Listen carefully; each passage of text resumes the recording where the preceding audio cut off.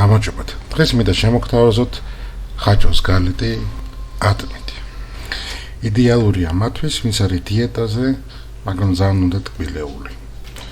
ჩვენ დაგჭირდება 1 კვერცხი, 200 გრამი ხაჭო, 20 გრამი რბილი კარაქი, ოდნავ ვანილინი, 3 კოვზი შაქრის შემცვლელი, 1 ჩაის კოვზი გამაფხვრეებელი, კარგად მოვზილოთ ან დავამბლენდეროთ. მოვამზადოთ 200 გრამი წეხვილი ქვილი. ჩვენ ვერჩევთ წეხვილი ქვილს, რადგან ის ინარჩუნებს ხორბლის ყველა სასარგებლო თვისებას. ცომი კარგად მოვზილოთ და გადავდოთ გვერდზე. ატამით ხლად დავჭრათ. ცომი პროტეინზე გავაბტყელოთ და ზევიდან დავადოთ დაჭრილი ატამი. ცომის გვერდები ავკეცოთ და წავსვათ კვერცხის გული. შევდოთ გახურებულ ღუმელში 200 გრადუსი 30 წუთი.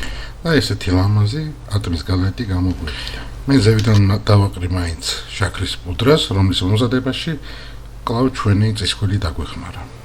ერთ-ერთი ჩვენი საუკეთესო შენაძენი.